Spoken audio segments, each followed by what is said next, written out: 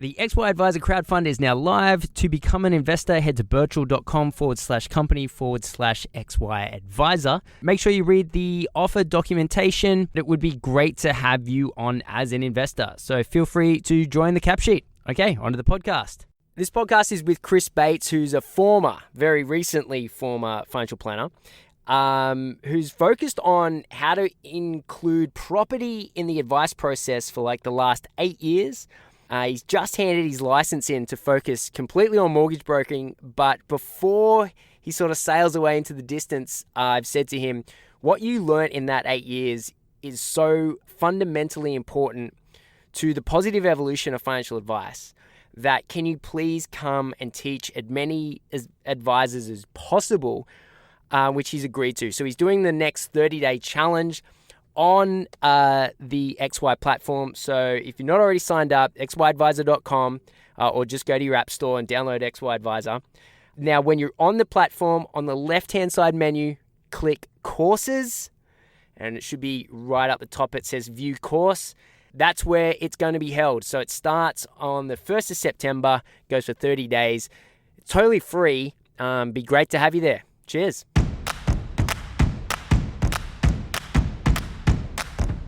Welcome to the XY Advisor podcast. To join a global community of financial advisors sharing and learning with one another to drive the positive evolution of financial advice, head to xyadvisor.com.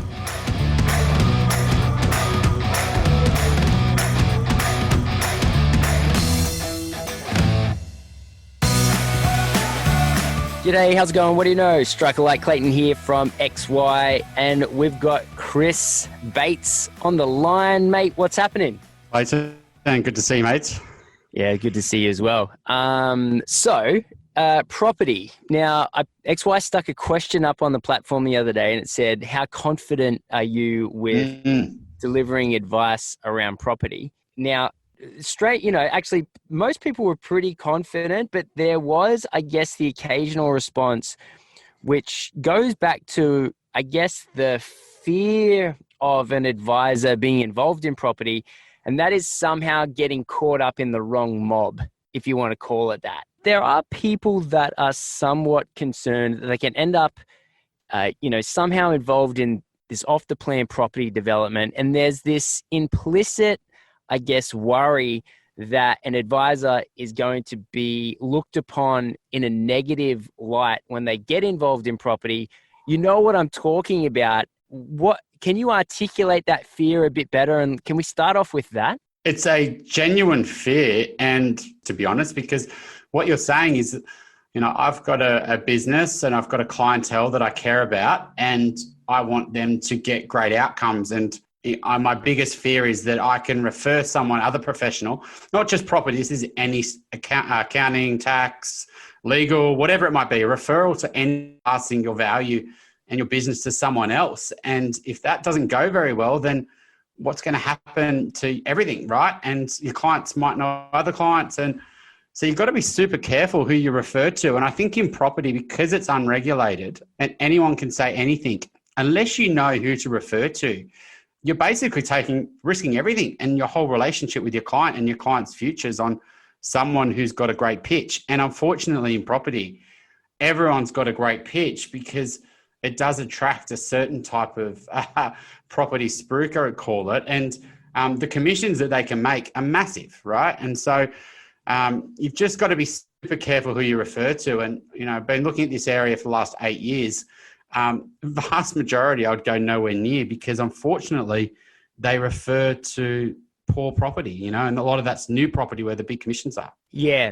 And so I remember meeting you for the first time about almost probably when you mentioned that, almost probably about 8 years ago. Yeah. And you'd sort of recently had come over from the UK where you'd had some experience there as a financial advisor. And then for the first few years, and it was the same with me, we're sort of a bit newer to Sydney and we're sort of trying to figure out exactly where we wanted our advice to go.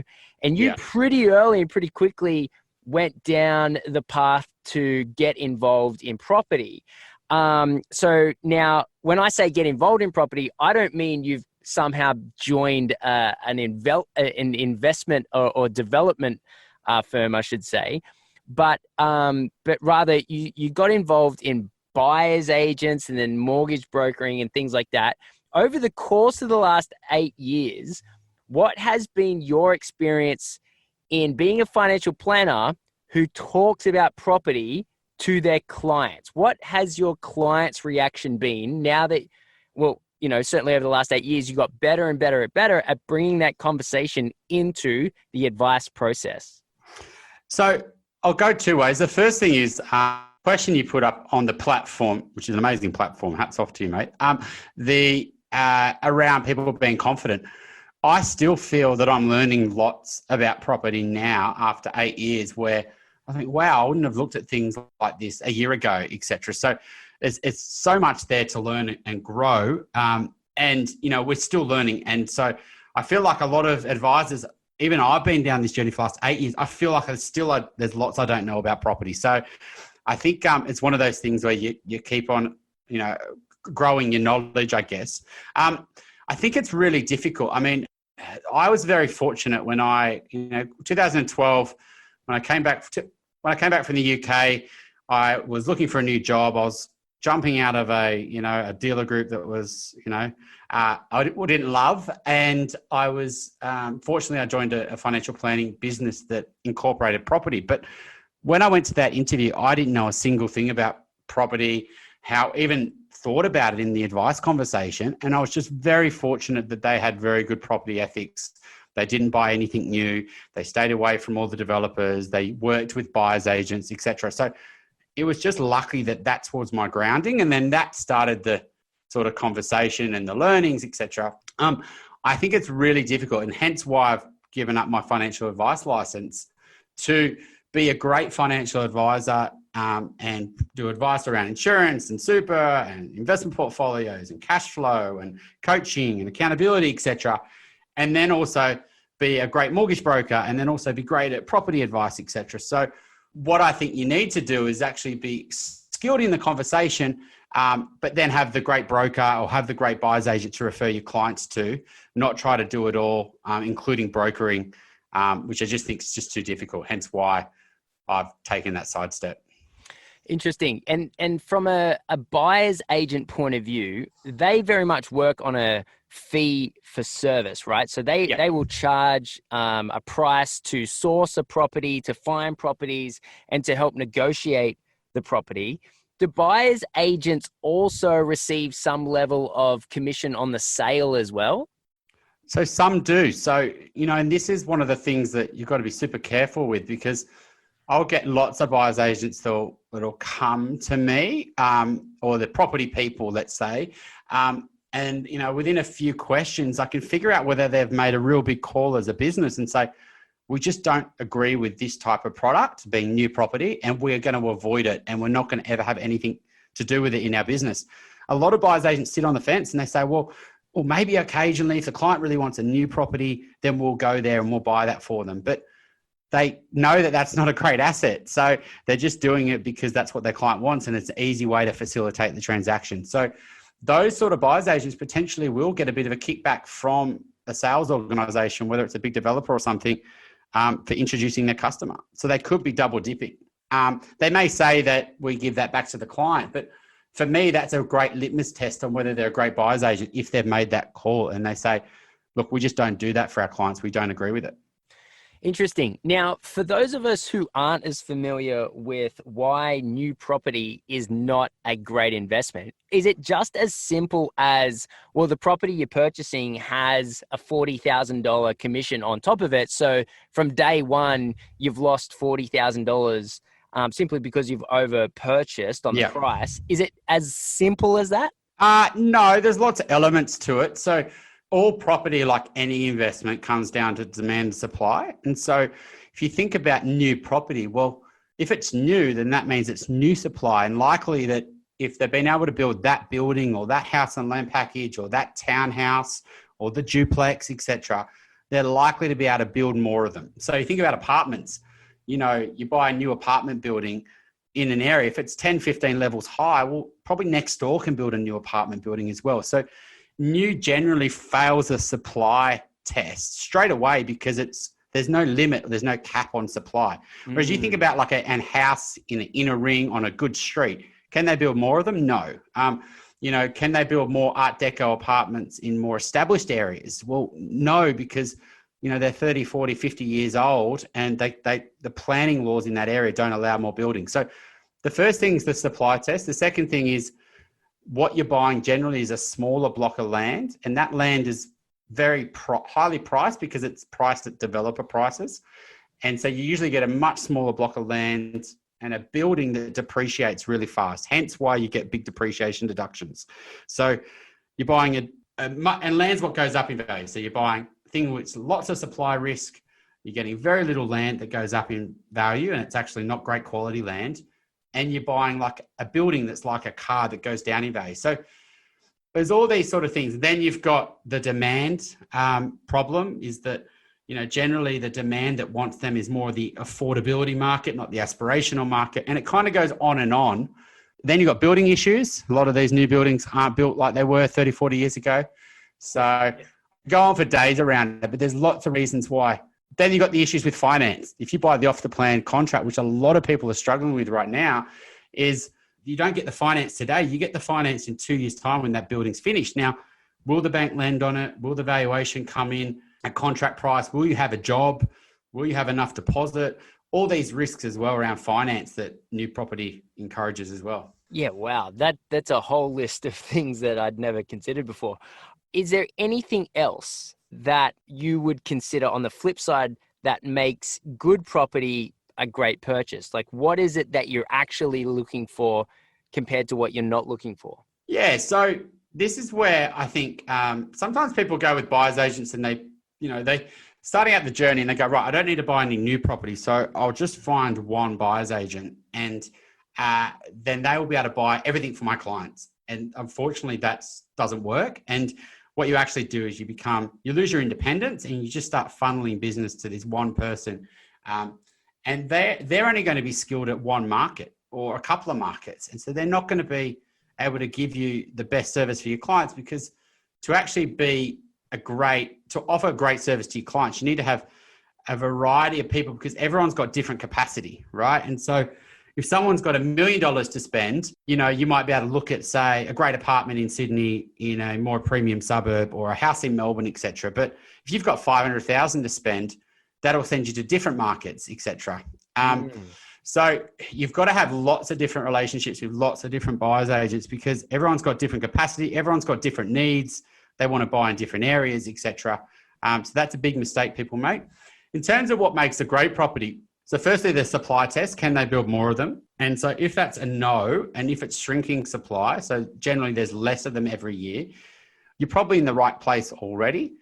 Then you've got to kind of figure out, well, who really wants the property? So what sort of the demand side? And better properties have greater demand. So it might be more buyer pools, it might be couples, it might be young families, older families, downsizers. And the more people that want your property, the better.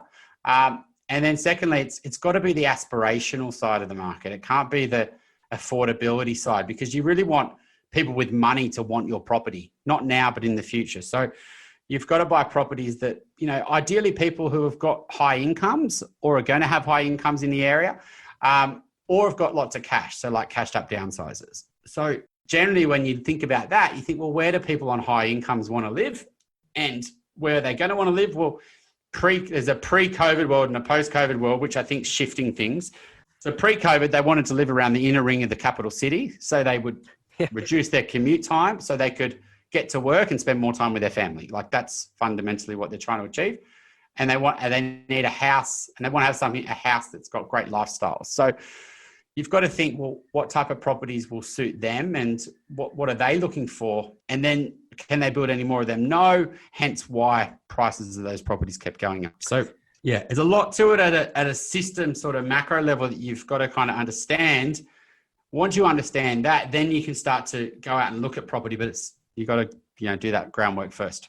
Interesting. Now, pretty shortly, you've got a 30-day challenge on XY coming up, which is awesome. Is this the place that people are going to learn, who and who not to refer to clients? Because, yeah, like as an advisor, you kind of as you know, you walk into a situation where you've got that very much that protective mentality, that you've done, so much hard work to, I guess, build a reputable business that delivers, a lot of value. And as soon as you walk into property land, it's full of sharks. As someone who's probably spoken to, well, not including your very successful podcast, Elephant in the Room, and so not even including that, but you've probably spoken to so many, say, buyer's agents in the past. How do you go about, interviewing? And because from their point of view, you end up being a referral source for them. So they're obviously very attracted to the conversation, and it's your job to come up with, it's your job to protect your clients so you're not feeding them to the sharks. So how is it that you interview property buyers agents to ensure that they end up with a good result? Like, do you demand things like a disclosure of all fees and commissions? And like, how is it, like, what, do you have a checklist? Like, what do you do? Yeah. So I will, for sure, on the course, at the final sort of session, I guess, I'll kind of explain, look, these are lots of people to follow, to watch, like to, read their content, to refer business to, etc. These are the people that I trust, right? And I think it's important for people to have that. Are they the only buyer's agents out there? No, but I have, like you say, met lots. I think a really good basis for buyer's agents, for example, is REBA, which is like an association for buyer's agent. And that's not saying that every business on there I would refer to, because I wouldn't. Because I think that, but they've got a good standard. You've got to be a buyer's agent for 2 years. I think experience is a huge thing for buyer's agent. And while I believe that everyone's starting out and everyone deserves a go, if it's my clients that I'm going to refer someone to, and I've got the choice to send it to someone with lots of experience or someone who's just starting out in property, I would definitely go with someone with a lot more experience, because there's so many learnings over the years and tracking the market, knowing what buyers need, buyers want, what sellers want. You can't get that knowledge. It takes time to accrue it. And so a buyer's agent that's, say, got 5 or 10 years experience in that pocket that you want to buy has got so much value that they can add, so you're much better off to use them. And that's the other thing. It needs to be a specialist. Like, you can't just refer to a buyer's agent who's, say, based in Sydney, and then they say, oh yeah, I can buy for you in Brisbane, or I can buy for you anywhere in Sydney. For me, that's a big warning sign that you shouldn't work with them, because a great buyer's agent will say, look, I know the northern beaches, I know the eastern suburbs, I know the inner west, and that's my market, and I know how to get a great asset in that market. And so great buyer's agents, they niche, and then they own a pocket, just like a real estate agent would. Yeah. So I guess one of the major problems from an advisor's point of view, and this was certainly my case when I had my business, I sort of roughly had, loosely a buyer's agent, or a singular buyer's agent that I sort of engaged with and interacted with. And I sort of had a mortgage broker, that I was loosely aligned with. But because they weren't, I guess you would say, solid relationships, like, I couldn't trust that once I'd handed the client into their hands, that it wouldn't somehow backfire. And by that, I mean, they weren't experienced in financial planning. They didn't understand what it was that I did. And so because of that, there was always the risk that the client felt like they were just getting churned through the meat grinder, right? It's like, oh yes, you're this person who I see here, and it just didn't really take into consideration that overall, position that realistically, like, if you're a financial planner playing in the property space, that means you've made a decision to encompass a greater breadth of what their financial life looks like, feels like, you're guiding them through decisions that are far in excess of traditional financial planning. And so even to arrive at that mindset for yourself, to be able to manage that mindset in your client, you need to sort of think quite expansively. But my experience was, when I was sort of handing my client on tentatively, it was very much just, oh yeah, this person's in and out of the process. Because financial planning is very hard for even financial planners to fully get their head around, let alone clients, let alone other professions that you work with. How do you, I guess, figure out how to include any mortgage broker or any buyer's agent, but more so the mortgage broker as well? How do you include them in that package deal, like that one experience? Like, how do you do that?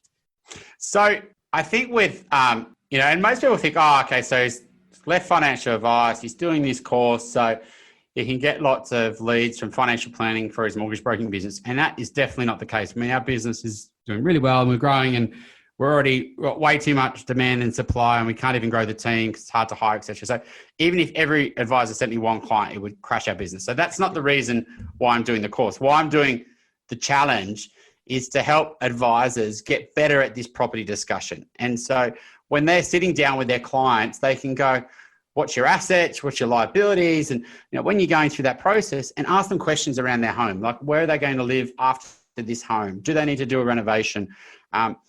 Is it better off for them to restructure their home loan to increase their cash flow? Like, just to get good at these conversations. I think where you need to bring in someone like a mortgage broker is actually pre-advice. And I'm going to build the challenge around helping, the Gen X sort of Gen Y customer, not the retiree, the downsizer, because the advice strategies there are limited around property. Generally, it's that sort of younger clientele that you really need to have great relationships around property, because two things: one, it's their biggest challenge, and two, you can add so much value to solving their biggest challenge.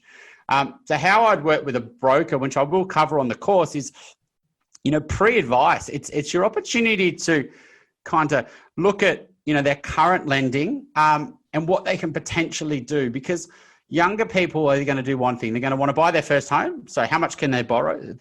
If they haven't got a property, well, you need a broker to explain that to you and have those numbers. So, pre your sort of strategy, you need that. But if they're a younger couple and they want to upgrade their home or do a renovation, that's where you bring your mortgage broker in and say, I've got this customer, how are they going to potentially upgrade the home? Can they use a relocation loan? Do they need to sell before they buy? And so a broker will run those numbers for you. And if they've, for example, got a house, they're happy there, and they're thinking about doing other investing, well, if you don't really understand the power of leverage and if they're on very high income and they've only got a small amount of equity, is it potentially better to, instead of using that equity to buy 100 grand worth of shares, is it potentially better to go and buy $1 million investment property, or etc.? So that's where you'll get your broker in and say, well, how do we actually figure out how much equity they've got? How much can they borrow? And so you use a broker to do the numbers for you. And then obviously in good faith that if that customer decides they want to potentially buy an investment property or upgrade their home or do a renovation, then that's where you work with that broker. So you need a savvy broker, because, if the broker's there just focusing on rate, they don't really know how to do sort of structuring and strategy, then you'll really struggle, because you'll be asking for all these strategy sort of answers and they'll be saying, oh, Citibank, you've got a 2.59, that's such a great rate. So the broker, and then pre-advice, if your advice is considering different scenarios, surely you've got to figure out what those scenarios are with the help of a broker before you build the advice. So I think it's pointless to do an SOA before you've actually understand all the strategies around mortgages. When you as an advisor, when you're putting in alternative strategies, introducing property, does that introduce more complexity, or does it introduce more hurdles for you to consider when filling out, what we've considered and chosen not to do? Or do you see it as a way to sort of say to the client, well, because there are people obviously that don't want to buy property for whatever reason. And for the people that scope out, they just decide that they don't want property. When you're sort of talking about alternative strategies, is it good sort of compliance to go in and say, hey, we considered talking about a property. These are the sort of things that, and at a later stage when you change your mind, because often people do, These are the kind of things that we would look at. And how do you approach a conversation about property with people that aren't interested in property? So most younger people, and talking about younger couples, they want a house to live in. But if, let's say, they just want to rent for the rest of their life, a lot of those people change their tune as soon as they have a family, because they want to have security and stability and send their kids to a certain school, and they might need to be in a catchment zone or something like that. So most young people have some type of interest with it, whether they want to buy it for a house to live in, or they, for example, want to, they've only got limited capital. So you can go and slowly kind of build your portfolio by, investing in index funds. And, even if those funds shoot the light out, unless they're leveraged, it's not going to compete with, say, the returns on a property, for example. Yeah. I mean, if it's people that, as part of good advice, even though I think you probably could do good advice without considering property as a strategy. But if you're saying, a person with equity, and you're not considering a home upgrade as a strategy into a better home, is, which is their biggest tax-free asset, right? If you think super's got great, tax status, well, your home's tax-free, for the next 20, 30 years. I think that's the biggest opportunity from a tax-free status. If you're not considering, super, putting more money into super versus just paying off the mortgage, well, that's a simple sort of scenario. But if you're not actually considering that as a negative cash flow on a property, then, if you come back in 5 years' time, what was better advice? Well, potentially on a pure return basis, as long as if you bought a good property, and this is the big thing about the course, is that, I don't believe in every property. In fact, I believe in very few. And that's where people go wrong, is they go and just buy any property. And so, yeah, it's a whole sort of process there, but you're right. It's a big mindset shift. And if you want to work with younger people, then there's so much value you can add, and so many strategies that you're probably not even talking to your clients about, that they don't really know about. They don't really know how to solve these problems. And so you can become that expert for them. Do you have a piece of software, or maybe even a self-created tool that you use that shows different results for, let's say, a deductible, concessional contribution into superannuation compared to purchasing a property? Like, do you have a way to quantitatively show your clients the different types of outcomes that they can experience? So, it's pretty simple to do, comparing paying off your mortgage at 3% interest rates versus, salary sacrificing, an extra 10 grand into super, right? And show why the salary sacrifice into super is much better off because of the tax savings straight away, right? And especially because interest rates are so low on the home loan. But if you're saying the alternative of putting that 10 grand into super is a negative cash flow of 10 grand a year on an investment property, which will probably be after tax, maybe a property, say 800 grand, right? Especially when rates are low. Well, it doesn't take much for that property to dwarf the potential tax savings on 10 grand into super. Right. If a property performs at 3% a year, then you're going to dwarf the tax savings on your super. So the big problem I find with all these sort of spreadsheets, etc., is that you could look at older, past 20 years returns. And this is one of the questions we had on the platform, is what returns do you use? Definitely don't use the returns that the market's performed over the last 20, 30 years. Because if you do that, you're going to, think that the returns are going to be much greater than they probably will be. And so you can do these amazing sort of forecasting. I know as an advisor, for 13 years that it was all about sort of scenario analysis and forecasting it out to people at 65, etc. But the growth rates that we use, even on investment returns, it's hard to say that that's going to be what the growth is going to be over 20, 30 years. And in fact, you actually don't need to use anywhere near that to still make it a great decision. So I do, but that's a really simple one where you go home, pay off the home loan, put money into super versus buy an investment property.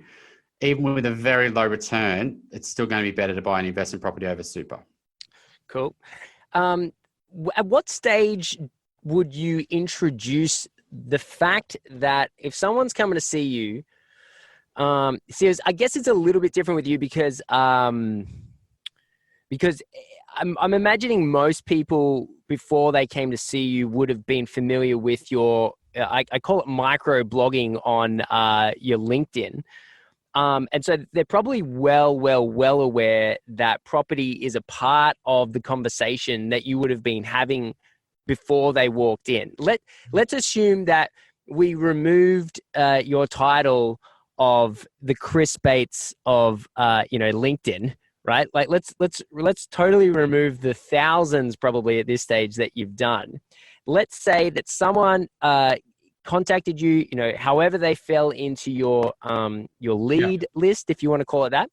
At what stage should someone be aware that property is a part of the conversation that's going to be had? Because it just never was, like property just did not fall into any single conversation that I had. And it was typically, I would wait for, and I'm sure most advisors are in this position, I would wait for my client to say to me, hey, we're thinking about buying a property. And it's sort of at that stage, I was like, okay, cool. Like, I know someone here, but not really. And I know someone here, but not really. It was very disjointed. And I certainly didn't get comfortable with it. It is a mindset shift, but at the same time, like I can absolutely see why it's a valuable mindset shift. So if you want to sort of take on this expansive role of what financial planning is, and like realistically, because property is such a huge asset to most people, it always does seem weird to me that it's not just an automatic thing that advisors deal with property anyway. But regardless, if an advisor wants to start introducing these conversations, where do they start? Do they put it on the website? Do they put it, as a part of the call, the initial, like how does someone who has typically not dealt with, property, let's say that someone does your 30-day course on the XY platform coming up, and they got a bunch of tools. They know how to have the conversation in the meeting. Let's say that they, go out and do the due diligence on mortgage brokers and on buyer's agents. But how do you introduce it? Like at what stage? Because it does sort of feel at the end of the day, like the way that an advisor would look at it would be, it almost is an asset allocation or almost a product recommendation, but not. But like, so let's say I would traditionally say deal with SMSF, not a lot, but I used to do a little bit of that work. I never used to talk about that before the person came. That just ended up that the people who wanted an SMSF would end up in an SMSF. But I'm feeling like property's a little bit different, like because it's such a regular occurrence that it probably ends up becoming a part of your communication earlier on in the piece. And so how do you do it? How do you introduce property even at that early stage? So it comes down to what you just kind of alluded to there in terms of, if you're targeting the SMSFs, right? You're building a client base that of wanting that as a product and want to give advice on SMSF. Well, you're probably targeting the sort of retiree, pre-retiree market because of the amount of money you need in super, etc. Right? And they're people who are probably a bit more interested in that, are people who are taking their super a bit more serious, etc. So, and then you want to pivot from that type of clientele into property. You're kind of wasting your time a little bit because, there's probably lots of other things you can get really good at is probably the conversations around that transition, etc. Yes, you can add a little bit more advice around, this is what you can do in downsizing and maybe you should use the 6-year rule, etc. And rent your property out and rent something in retirement and keep your house growing tax-free. And, there's some strategies there, but you're going to get much better bang for buck if you're going to take property serious, if your clientele you want to work with is that Gen X, Gen Y, because they've got so many decisions around property ahead. It's whether it's their first home, their upgrade, renovation, and then also, they're still working, so they can afford a negative cash flow. They're still generally building wealth, so they're accumulating. So leverage is going to be much more enticing to them than someone in their 50s and 60s, etc. So if you really want to be kind of great at this, well, I guess the thing that I did is, when I started the business, I was on the fence a little bit. I'd been working with young clients for say 2.5 years, pretty much, very few older clients, but I was still kind of like, I still need to grow a business. I still need to get revenue. So I'll still help these, 50, 60 retirees because, that's going to help, grow the business. And then it's when I said, look, this is just too distracting. Doing a sort of transition to retirement sort of strategy and then flipping to a first home buyer is just not great for the brain. It's not great for anyone. So if your listeners, young advisors are saying, well, I actually want to work with a Gen X, Gen Y, I don't want to work on the retiree space, then you definitely got to incorporate property because without doubt, it's their biggest challenge. I know you said that clients weren't coming to you and asking for property, but why were they doing the cash flow? Why are you saving? Well, I want a deposit to buy my first family home. So that's generally what most people will want, or they're, because most people are going down that route. Yes, people can say, I still want to build wealth, but still the best way to do that when you're younger is probably using your income as leverage to kind of grow your wealth that way. So I think it just comes down to your clientele. If you really want to work with younger clients, you've got to get great at the property discussion because it's just one of the best tools in your kind of toolkit. And it's one of their biggest challenge, if not the biggest. Yeah, okay, that makes a lot of sense. So assuming then that you're speaking to that younger client, and obviously, Chris, we're not as young as we used to be. So what do you currently classify as a young client? So I think most clients won't we get very few clients in their 20s. Like, we do, and I love it. I'll get someone and they'll say they're 23 on the phone. I'll just, get excited because I think, good on them. But most people come to advisors around 30 sort of thing. They start taking their life a bit more serious. And if someone comes in their 20s, great. But generally, people are coming in their 30s and some, I'm sure every one of your listeners right now have seen clients and they've never got advice and they come into you at 53 or 54 and then they say they want to retire in 6 years time. And you're like, how am I going to do that? And you've got to kind of be this sort of magic wand over their finances. And the reality is it's just impossible to facilitate.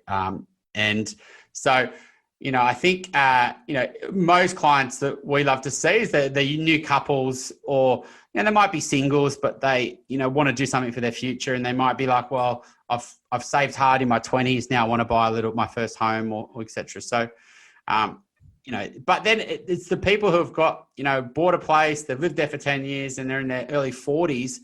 They're great advice clients because, there's a bit more going on, but they've got lots of challenges around property. So, yeah, it's probably anything from the 20s to the mid 40s. Yeah, okay, that makes a bit more sense. Which was my target demographic when I was advising. And I guess I'll never forget the day that my client calls me up and he goes, oh, I've just bought a property and I need to sell down the leveraged, there's a couple of 100,000 leveraged portfolio that we had and to use as the deposit, right? Mm. And then there was like, I can't remember the exact time, but there was a certain like time limit that the money needs to get in by, because if not, there's problems. Yep.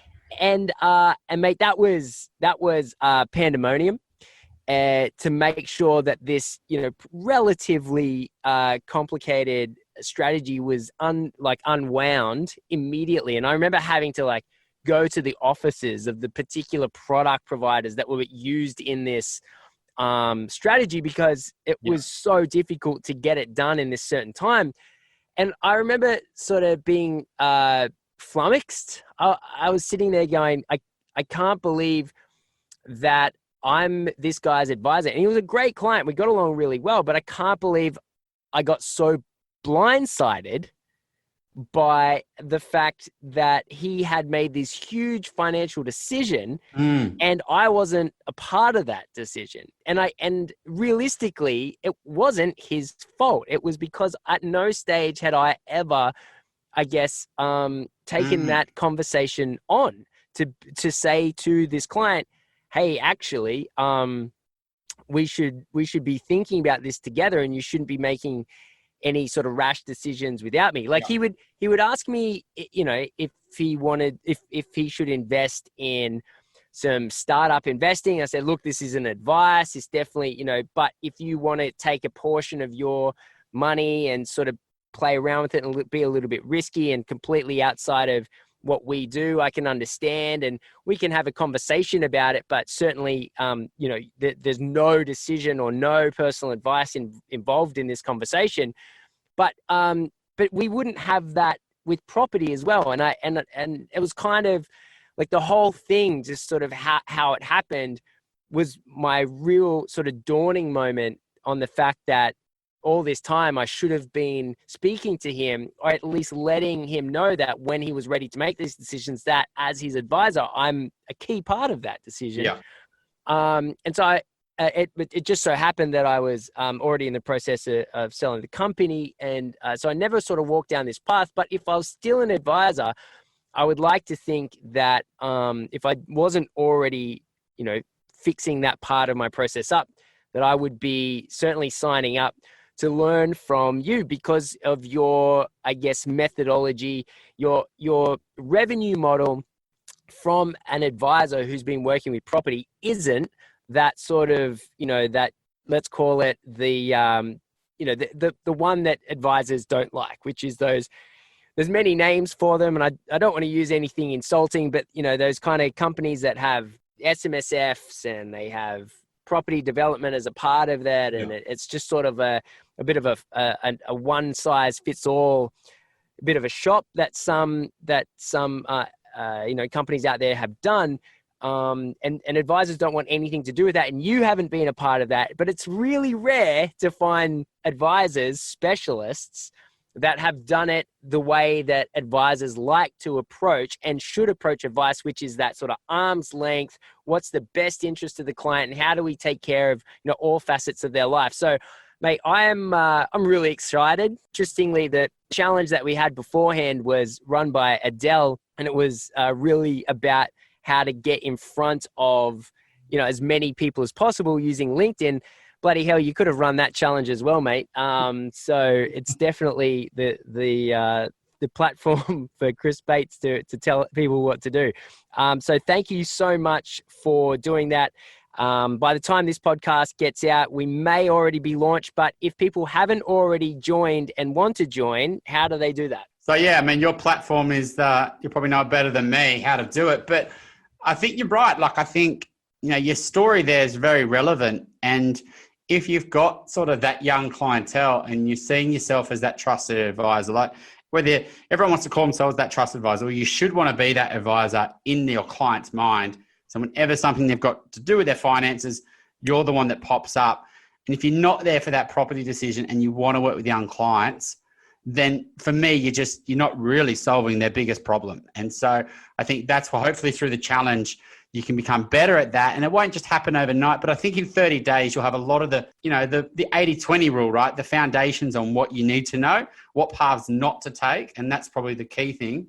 And hopefully then, help your clients make better decisions and ultimately be that trusted advisor for them long-term, which is what we all want to be. Awesome, man. Well, look, thanks for spending a bit of time with us today, sharing. I'm pretty pumped that this is coming up. So yeah, man, thank you. Thanks, Clayton. Appreciate it, mate. Cheers. Cheers, mate.